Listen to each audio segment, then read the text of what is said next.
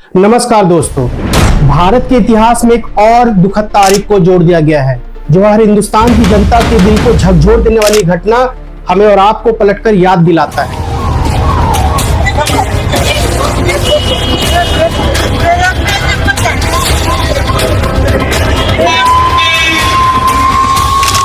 यह पहली बार नहीं जहां देश के मासूम लोग आतंकवादी हमले का शिकार बने। पिछले 2001 से अभी तक ऐसी कई घटनाएं हुई हैं जहां हर बार आतंकी हमलों का शिकार होना पड़ा है। तो सवाल है, बेबस और मासूम लोग ही क्यों? 22 अप्रैल 2025 बायसरन घाटी पहलगाम की घटना ने फिर से एक नया मोड़ लाया, जहां आतंकियों ने इस बार धर्म को मुद्दा बना करके देश के मासूम लोगों को मौत के घाट उतारा, जिसमें 26 लोगों की मौत और 20 से अधिक लोग घायल हुए। इस घटना के कुछ देर बाद इंडियन मिलिट्री हेलीकॉप्टर की मदद से रेस्क्यू किया गया और पहले से उनकी हालत काफी स्टेबल है। लेकिन मारे जाने वालों में से 24 हिंदू, एक ईसाई और लोकल कश्मीरी मुस्लिम जो टूरिस्ट के घोड़ों और खच्चरों का सैर कराता था।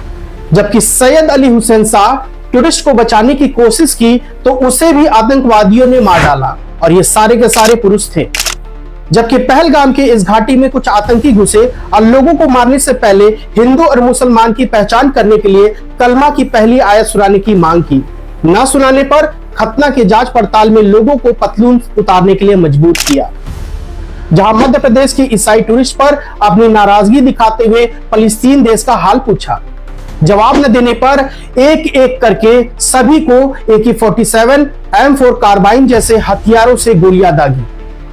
वहीं जमीन पर पड़ी मृतक की पत्नी ने अपने बयान में बताया कि सिर्फ इसलिए उसे छोड़ा जा रहा है कि वो जा करके माननीय प्रधानमंत्री नरेंद्र मोदी जी को ये घटना के विषय में बताए। सवाल है, क्या ये देश के धर्म के नाम पर घात करने का अल्टीमेटम या एक धर्म युद्ध? आगे जानते हैं, इस घटना में मारे जाने वाले लोग हिंदुस्तान के अलग अलग प्रांत से थे। जैसे बित्तन अधिकारी, उम्र 40 साल, फ्रॉम वेस्ट बंगाल, जो फ्लोरिडा में मैनेजर थे, जो 16 अप्रैल को अपनी पत्नी और 3 साल के बच्चों के साथ कश्मीर के दौरे पे आए थे। समीर गुहा, 52 साल के, सॉल्ट लेक के CGO, जो वेस्ट बंगाल से थे।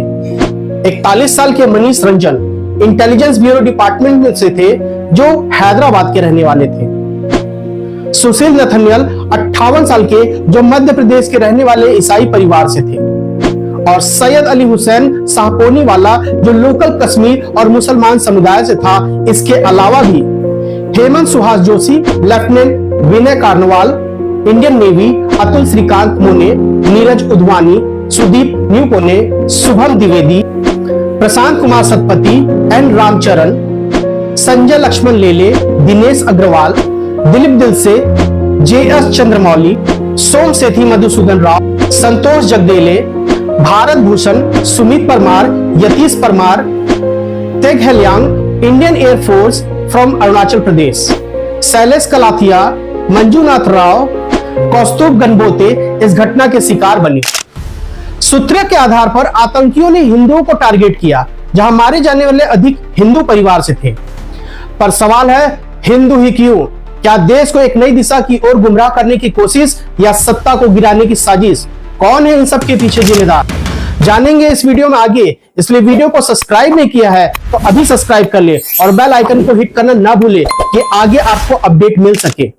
बिना समय गवाए चलते उन पहलुओं पर जहां सोचने के लिए मजबूर करता है हर भारतीय नागरिक को। क्या है वजह देश के शांति भंग करने का? कौन है इन आतंकवादियों के पीछे? क्यों पाकिस्तान हर बार पीछे हट जाता है अपनी बातों से? जबकि घटना के बाद TRF, जिसका मतलब है द रेजिस्टेंट फ्रंट, जो एक आतंकवादी समूह है, लश्कर-ए-तैयबा आतंकवादी संगठन से ताल्लुक रखता है, जिसमें पहले इस घटना की जिम्मेदारी उठाया पर बाद में इन्होंने इनको इनकार कर दिया, जिसकी वजह से पाकिस्तान और हिंदुस्तान में तनाव काफी बढ़ गया है। जबकि पूरी दुनिया को पता है कि आतंक का जड़ ही पाकिस्तान है, जहां कुछ पाकिस्तानी आतंकी और कश्मीरी आतंकियों ने गुट में यह हमला किया। जबकि द रेजिस्टेंट फ्रंट खुद को धर्मनिरपेक्ष बताता है, वहीं दूसरी तरफ धर्म की आड़ में आतंक फैला रहा है। यही TRF ने जब 2 साल पहले पत्रकारों को धमकियां दी तो मिनिस्ट्री ऑफ होम अफेयर्स ने इन्हें आतंकी घोषित कर दिया था। जबकि शेख सजाद गुल टीआरएफ के कमांडर को भी यूएपीए के चौथे शेड्यूल के अंतर्गत टेररिस्ट घोषित किया गया।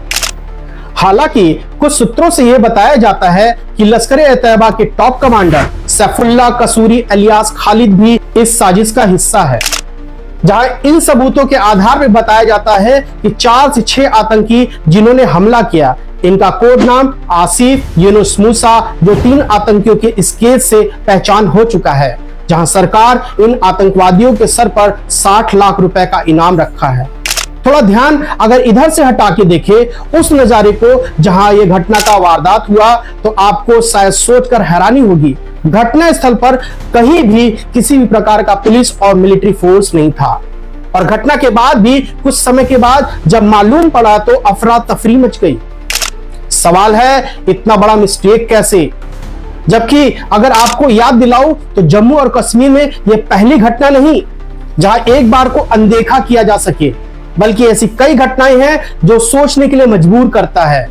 नवंबर 2016 नारगोटा आर्मी बेस्ड अटैक, जुलाई 2017 में अमरनाथ यात्रा अटैक, फरवरी 2018 संजुवन मिलिट्री स्टेशन अटैक, फिर दोबारा फरवरी 2019 पुलवामा अटैक, जून 2019 इंडियन पैरामिलिट्री पुलिस अटैक, 2023 पूंछ रोजरी अटैक, 2024 रैजी अटैक और अब 2025 में पहलगाम अटैक। इतने आतंकी अटैक के बाद भी शायद आंखें न खुली हुई जनता की तो सोचने वाली बात है। जबकि इस घटना के आंखों देखा हाल कई लोगों ने अपने बयान में बताया। इन सब से अगर थोड़ा हट के सोचा जाए तो क्या आपको पता है कि इतना सब कुछ हो जाने का वजह क्या है, जहां आए दिन कश्मीर आतंक की नोक पर चर्चा में बना रहता है, जबकि मोदी जी ने कहा जड़ से मिटा देंगे आतंक को हिंदुस्तान से। तो सवाल है, जब ये घटना घटी तो सिक्योरिटी कहां थी? इतने हाई अलर्ट डेस्टिनेशन को इतना आम तरीके से क्यों खोल दिया गया? जबकि टाइम्स ऑफ इंडिया में राजशेखर झा ने अपने रिपोर्ट्स में कुछ क्लूज की चर्चा की कि अप्रैल के शुरुआत के हफ्ते से कुछ इनपुट्स थे जहां आतंकियों ने कुछ होटल्स को पहले से ही परीक्षण किया था। जबकि कहा जाता है तो इंटेलिजेंस इनपुट होने के बावजूद भी अटैक क्यों हुआ? यह बात पुलवामा अटैक की याद दिलाती है। Minister of state home affairs जय किशन रेड्डी ने भी बताया कि इंटेलिजेंस फेलियर नहीं था, पर उसके बाद कुछ सूत्रों से यह साबित होता है कि ऐसे अटैक हो सकते हैं। इन सब बातों से यह मालूम पड़ता है कि शायद हर बार गुमराह करने की कोशिश जनता को शांत करने का तरीका ढूंढा जा रहा है।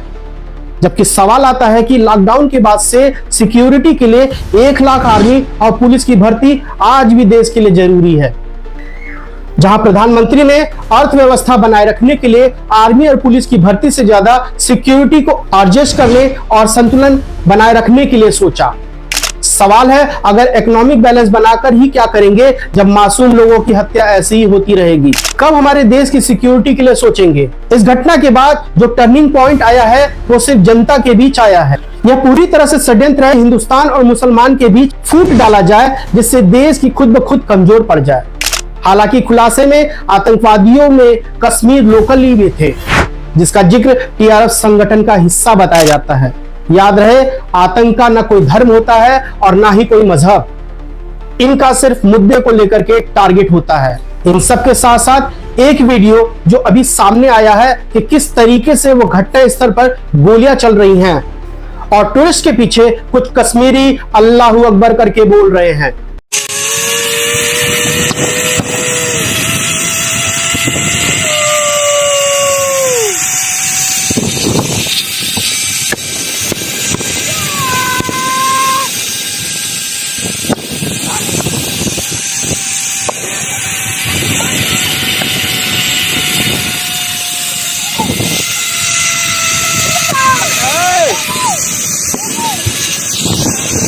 अल्लाहु अकबर, अल्लाहु अकबर, अल्लाहु अकबर।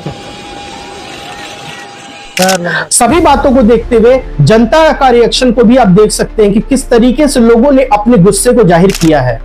जहां सनातनी भाई हिंदू और मुसलमान को लेकर के बात कर रहा है और कह रहा है कि अगर मोदी जी से नहीं हो सकता तो बिहार और उत्तर प्रदेश और झारखंड को हाथ में दे दे। पर यह मानवता और सोच की बात है जो हर हिंदुस्तानी को समझना है। जहां पहलगाम अटैक के बाद प्रधानमंत्री नरेंद्र मोदी जी सऊदी अरब से तुरंत लौट के आए और अगले ही दिन इलेक्शन प्रचार के लिए बिहार रवाना हो गए। पर इन सब के बावजूद जिस तरीके से पाकिस्तान के लिए सिंधु नदी का पानी रोककर विरोध कर रहे हैं, इतना ही काफी नहीं है। इसलिए वक्त रैली का नहीं, एक्शन का है। कुछ परिवार का नहीं, पूरे देश का है। चुनाव और विचार का नहीं, देश के हित के सोचने का है। बात धर्म और जात पात की नहीं, बात देश की है। ये सिर्फ आज दिखाने और बोलने का वक्त नहीं, कर दिखाने का वक्त है। गुजारिश है हर देश के नेता से कि एक हो, पार्टी से युद्ध नहीं जीता जाएगा। आतंक को खत्म करना है तो एकता में होकर के नेता मिलकर एक्शन ले। ये भारत है जहां हिंदू, मुस्लिम, सिख, ईसाई हम सब हैं भाई भाई। चाहकर भी न धर्म की हानि होगी, न ही जात पात में बदलाव। दोस्तों, धर्म और जात पात को लेकर के नहीं, देश के सच्चे देशवासी होकर के, वतन के वफादार होकर के कमेंट करें। मिलते हैं एक नए अपडेट के साथ।